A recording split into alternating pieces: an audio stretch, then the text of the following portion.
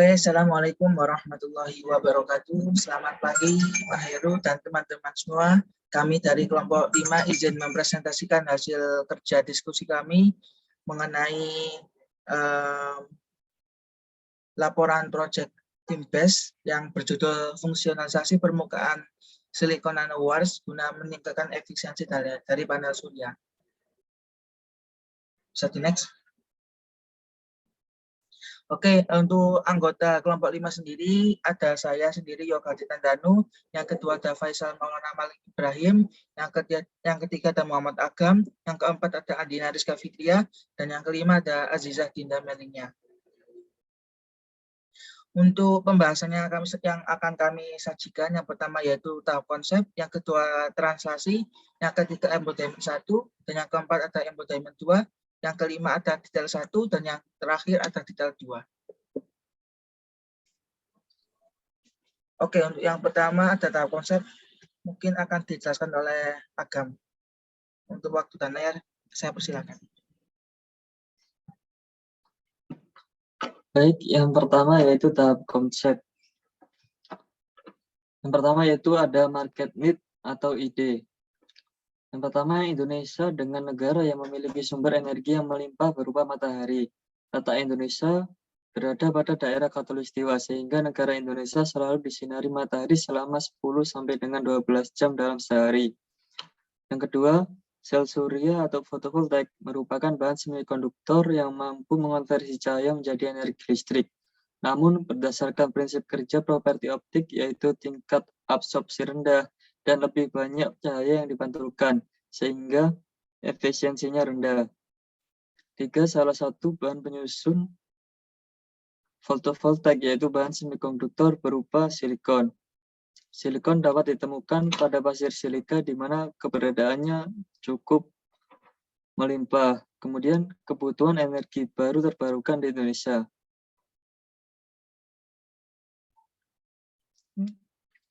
Kemudian tipe desain yang dipilih yaitu adaptif atau development design, di mana peningkatan performa dari desain yang sudah ada melalui penyempurnaan prinsip kerja.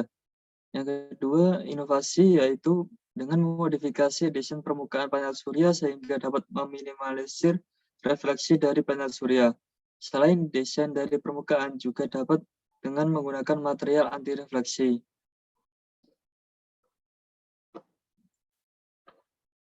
Yang kedua yaitu translasi.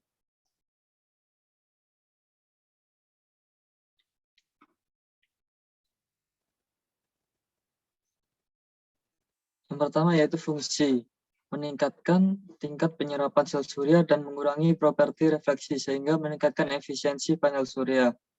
Yang kedua yaitu objektif, meningkatkan daya absorbansi dan meminimalisir kemampuan refleksinya.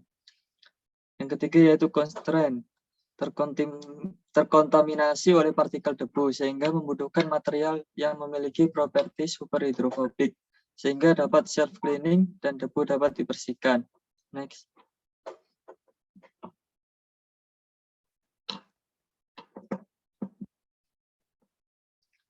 Kemudian yaitu konsep fisika. Dalam kerja panel surya terjadi konsep pemantulan dan pembiasan serta absorpsi. Cahaya matahari merupakan cahaya polikromatik, artinya bahwa cahaya matahari mengandung berbagai warna cahaya. Cahaya matahari yang terdiri dari berbagai warna tadi juga membawa energi. Saat berinteraksi dengan permukaan berwarna, sebagian warna cahaya matahari akan diteruskan atau diserap, dan sebagian lagi dipantulkan. Ini berarti juga terjadi penyerapan energi oleh permukaan. Dalam hal ini juga berlaku hukum Snellius.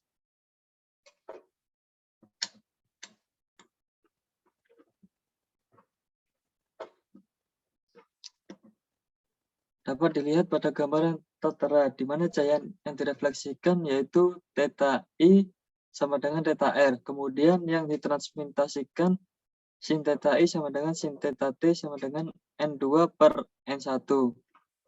Next. Kemudian prinsip kerja dari sel surya. Sel surya merupakan jenis energi terbarukan yang bekerja dengan prinsip fotovoltaik, di mana radiasi sinar matahari diubah menjadi energi listrik dengan menciptakan beda potensial antara dua material silikon yang berbeda, yaitu tipe N dan tipe P, untuk membangkitkan pembawa muatan dalam bentuk pasangan elektron hole. Next.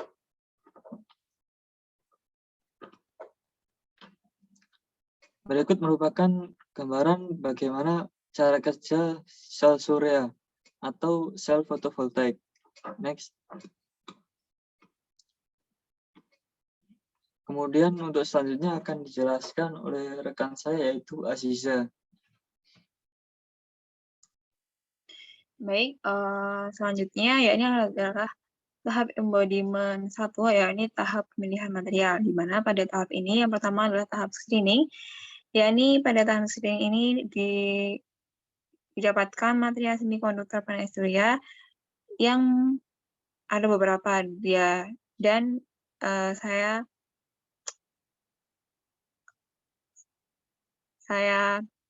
urutkan dari yang pertama, yakni dari CDTE, yakni memiliki koefisien absorpsi yang paling tinggi, mempunyai energi band gap yang tinggi, yakni sekitar 1,49, memiliki kepadatan yang tinggi, serta memiliki nilai kapasitas panas yang rendah dan bersifat elastis, serta memiliki kekerasan yang baik serta bersifat Poisson.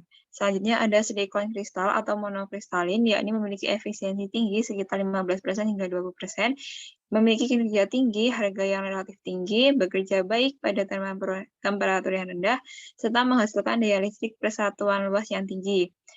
Dan biasa digunakan dalam wilayah yang beriklim ekstrim, sehingga ketika digunakan pada wilayah yang ekstrim atau sering hujan, penyerapan sinar mataharinya masih dapat dilakukan dengan maksimal. Selanjutnya ada polikristalin, yakni bekerja baik pada temperatur yang tinggi, mempunyai toleransi yang baik terhadap bahan baku yang kualitas rendah, serta memiliki efisiensi besar antara 13% hingga 15%. Selanjutnya ada yang keempat, gallium arsenide atau GaAs, yakni memiliki konversi tinggi, yakni berkisar 31,6%. Secara teoretis, efisiensinya 2 kali lebih tinggi dibandingkan silikon kristalin. Memiliki fleksibilitas, bobot yang ringan, serta warna yang dapat disesuaikan. Serta plastisitas bentuk, ketahanan suhu yang baik mencapai 200 derajat Celcius, serta lebih baik dibandingkan silikon. Serta dapat tetap bekerja di bawah sinar matahari yang sedikit atau terjadi sering hujan. Yang selanjutnya adalah harga yang relatif mahal, dan sifat arsenik ini yang beracun. Next. Selanjutnya ada perovskite solar cell, yakni memiliki efisiensi tinggi, yakni 19,7% hingga 23,5%.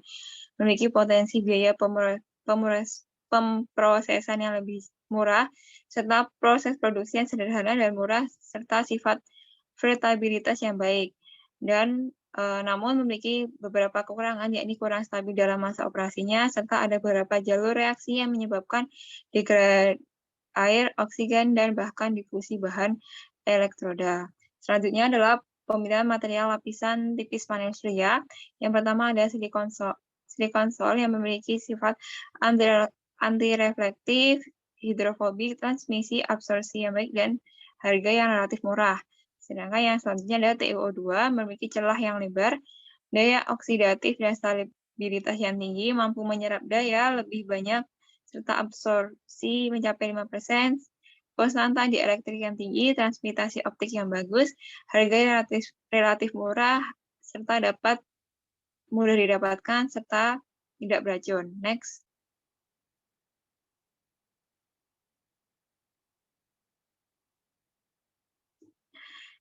Yang ketiga ada metode modifikasi permukaan, di mana dalam metode ini ada beberapa metode. Yang pertama ada Wave Thermal Etching, di mana struktur permukaan aksial PN dengan daya 580,2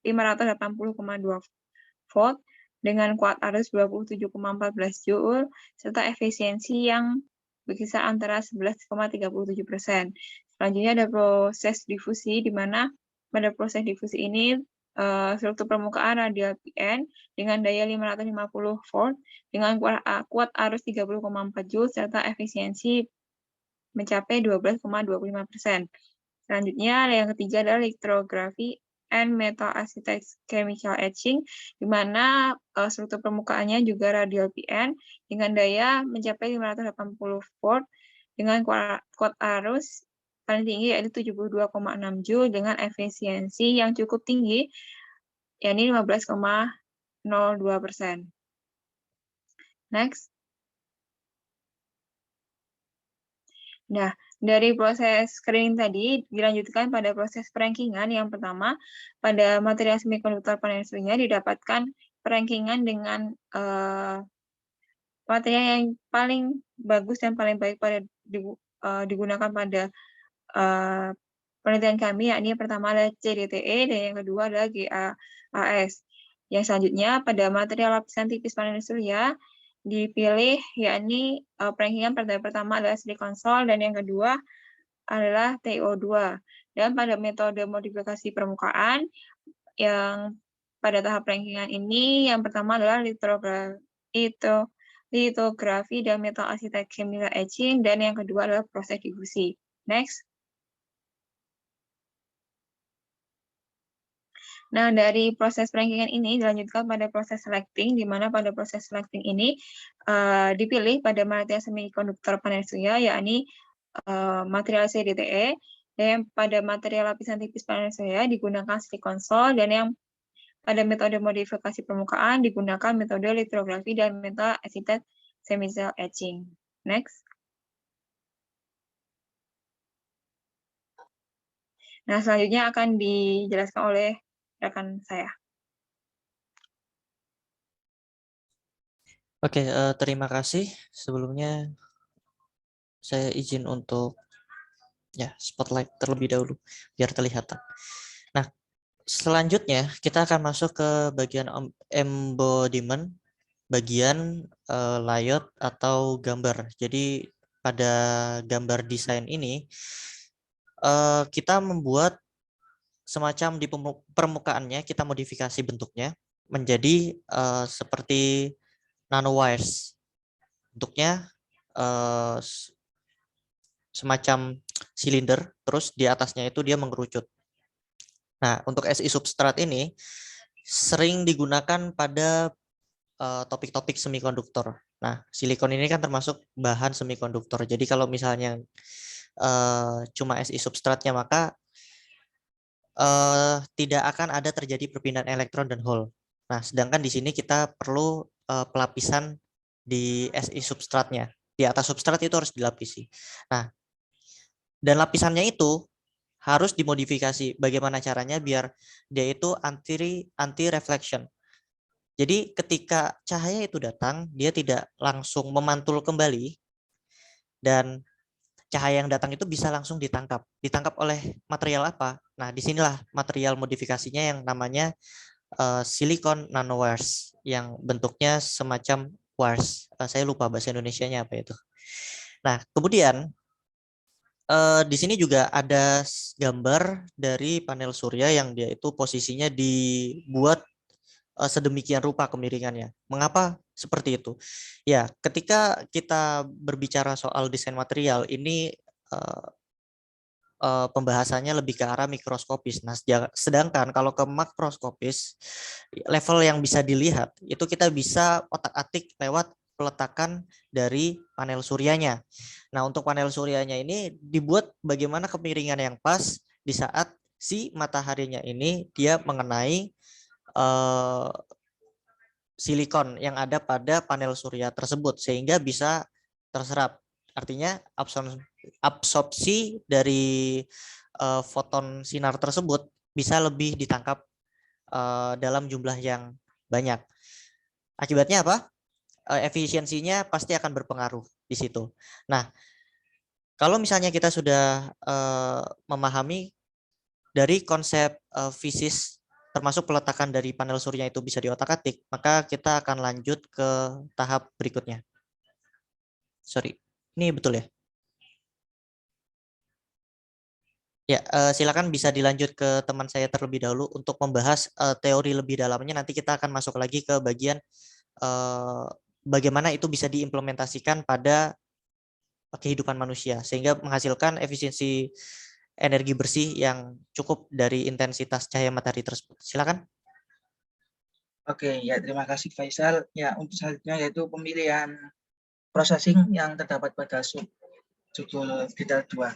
Nah, berdasarkan hasil perankingan yang sudah dijelaskan oleh Aziza tadi, jadi metode yang mempunyai efisiensi terbesar untuk meningkatkan efisiensi panel surya itu menggunakan metode litografi dan metal assisted chemical etching atau yang disebut dengan MACE. Nah, MACE ini merupakan sebuah metode processing alternatif etcha kering yang dapat diterapkan oleh ke material silikon nanowire sendiri. Pada MACE, katalis logam seperti AU, PT atau AG dalam bahasa sehari kita itu emas atau perak gitu ya. Itu kita diendapkan ke dalam permukaan silikon. Bisa di next ke gambar sel Faisal. Nah, sebelumnya. Oh, masih di sebelumnya ya. Sebentar. Ini agak macet. Oh, masih gambar ini. Nah, itu. Nah, bisa dilihat ya pada gambar B. Pada gambar B itu kan ada sebuah metal yang terdiri atau yang biasanya itu terdiri dari emas, perak atau plutonium ya, plutonium. Nah, itu logam tersebut akan diendapkan pada permukaan bulk silikon sebagai nanopartikel atau lapisan tipis di dalam permukaan tersebut. Nah, kemudian logam tersebut akan mengalami proses katalis sehingga akan memodifikasi permukaan silikon dalam larutan asam fluorida dan hidrogen peroksida. Nah, seperti pada gambar C, itu kan metal tersebut akan memodifikasi ya material bak silikon tadi, atau apa ya bahasanya itu kayak menggerus gitu loh, menggerus dari material silikon tadi. Nah, cara kerjanya itu pada pembongkaran padatan kristal silikon itu yaitu dapat dilakukan dengan merendam permukaan silikon ke dalam larutan etcha yang terdiri dari asam fluorida atau hidrogen peroksida. Nah, kemudian etcha bisa di next. Nah, etcha katalitik substrat silikon tersebut di bawah lapisan logam akan menghasilkan tenggelamnya logam ke dalam substrat tersebut. Nah, proses etcha silikon ini dapat digambarkan sebagai konversi katalitik bahan kimia energi bebas menjadi energi mekanik penggerak seperti pada gambar di slide yang ditunjukkan oleh Faisal. Oke, bisa di next. Nah, untuk memodifikasi permukaan sendiri dalam skala nanometer, metode MACE ini dikombinasikan dengan metode litografi yang merupakan transfer langsung pola cap prefabrikasi ke resis yang dipintal pada substrat. Metode litografi ini mempunyai keunggulan. Yang pertama itu biayanya cukup rendah, terus tapi hasil outputnya itu tinggi, dan yang ketiga itu mempunyai resolusi hingga dalam skala nano. Jadi menurut kami cukup efektif untuk dijadikan sebagai untuk memodifikasi permukaan dari material silikon. Nah, pada umumnya sendiri itu litografi mempunyai dua jenis, yaitu litografi sinar UV dan litografi termal. Namun pada kenyataannya litografi termal ini sering digunakan daripada litografi sinar UV karena proses modifikasinya itu sangat mudah dan mempunyai hasil yang lebih baik. Nah, untuk prosesnya sendiri itu bisa dilihat pada layar ya. Ada yang pertama itu ada proses matching, yang kedua ada imprinting, dan ada yang separation. Nah, untuk memodifikasi permukaan panel surya agar sesuai dengan keinginan atau keinginan pengguna, maka dapat menggunakan material stem. Ya, material stem itu kayak kita itu sudah mencetak bentuk material dari sananya atau material yang sebelumnya sudah termodifikasi. Nah, kemudian material stem tersebut akan dicocokkan dengan permukaan panel surya melalui proses matching. Nah, setelah cocok, kemudian akan dilakukan proses imprinting, di mana material stem tadi akan diberikan tekanan sehingga membuat material permukaan panel surya tersebut akan berubah sesuai dengan material stem tadi. Kemudian setelah itu dilakukan proses separasi atau pemisahan antara material stem dengan material panel surya. Dan kita didapatkan material yang sudah termodifikasi permukaannya seperti pada gambar 3 tersebut. Nah ini, nantinya material atau permukaan dari material silikon akan berubah bentuk menjadi kayak segitiga planar gitu. Jadi dengan berubah bentuknya segitiga planar tadi akan menyebabkan sinar matahari itu akan sulit gitu untuk memantul ke atas kembali dan banyak yang diserap oleh material silikon tersebut. Oke, ya mungkin untuk selanjutnya dijelaskan oleh teman saya. Oke. Tadi sudah dibahas bagaimana teknik untuk pembuatan dari lapisan permukaan panel surya. Salah satunya dengan teknik litografi tadi ya. Dan di situ bentuk dari permukaannya adalah nanowatts. Ketika cahaya masuk, maka dia akan terperangkap. Sehingga kecil kemungkinan dia akan terpantulkan kembali. Kalaupun dipantulkan, dia akan terpantul ke arah menuju substrat. Nah, dan untuk menambah efisiensi tersebut, maka diperlukan sebuah teknik ketika pemasangannya, kemiringannya berapa, itu ya pasti ngaruh, meskipun cuma sekian persen, dan peletakannya di mana. Salah satu contoh intensitas atau iradiasi yang bisa mendukung ini ya, kalau misalnya intensitas cahayanya itu makin banyak, makin melimpah, maka efisiensi yang ditangkap pun oleh panel surya tersebut akan semakin besar. Dan di Indonesia itu beberapa tempat yang punya iradiasi cukup besar adalah Jawa Timur dan Jawa Tengah. Nah, di sini saya mengambil beberapa kearifan lokal. Bagaimana kalau panel surya itu kita aplikasikan di atap rumah tradisional. Jadi rumah tradisional itu nggak kelihatan sekedar tempat tinggal konvensional, tapi juga dia memiliki nilai modernisasinya. Nah, caranya ya ditaruh di atas atap dari rumah adat, dan di sini rumah adat yang dipakai adalah rumah adat Batak Toba, dan sebelahnya ini dari Bali. Nah, kalau misalnya berdasarkan informasi yang tadi sudah saya berikan, paling banyak di Jawa Tengah dan Jawa Timur, berarti yang paling efektif itu di sekitar daerah Jawa Timur. Bali dekat Jawa Timur ya, ada di timurnya ya Jawa Timur kan. Jadi pasti nyerempet-nyerempet lah untuk ukuran iradiasinya. Nah, kalau di Bali itu dia punya rumah, namanya itu rumah, sorry, di sini ada bacanya, rumah balon. Rumah bale atau balon ini, ya kayaknya balon, bolon, sorry. Nah, dia itu punya kemiringan sekitar 52 derajat, di mana kemiringan ini dia berarti cukup miring ya, nggak terlalu curam, cukup miring, dan artinya cahaya yang bisa ditangkap itu bisa lebih banyak. Sehingga kalau tempatnya sudah sesuai, struktur dari permukaan panel suryanya sudah sesuai, dan kemiringan dari atap untuk panel suryanya itu sudah sesuai perhitungan ya, maka cahaya yang ditangkap itu akan cenderung lebih besar dan itu bisa meningkatkan efisiensi. Nah, untuk itu kita perlu tahu informasi lagi kalau efisiensi terbesar itu bisa kita dapatkan apabila cahaya yang datang itu membentuk sudut 90 derajat. Nah, untuk membentuk sudut itu ya kita otak-atik dari letak geografisnya, letak panel suryanya itu bagaimana ditaruh di atapnya itu, dan di atapnya ini kemungkinan akan ada modifikasi kemiringan lagi.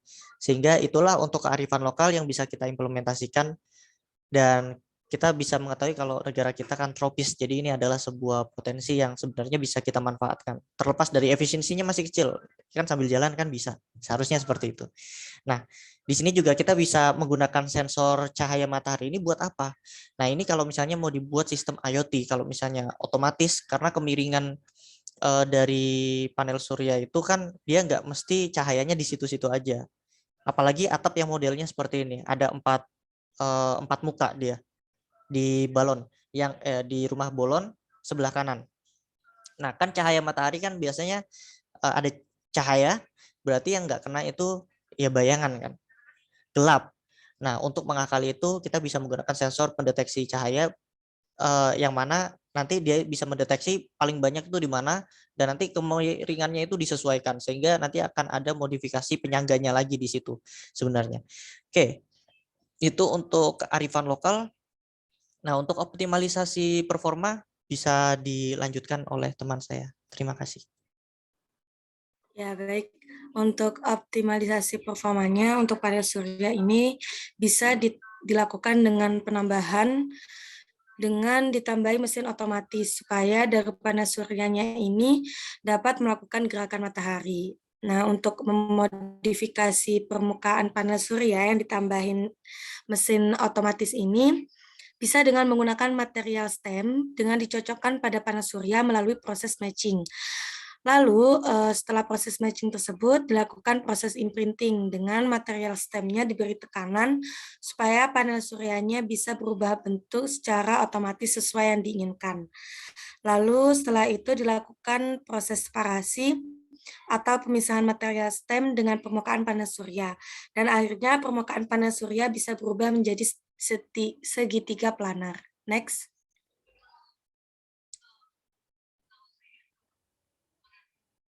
Next.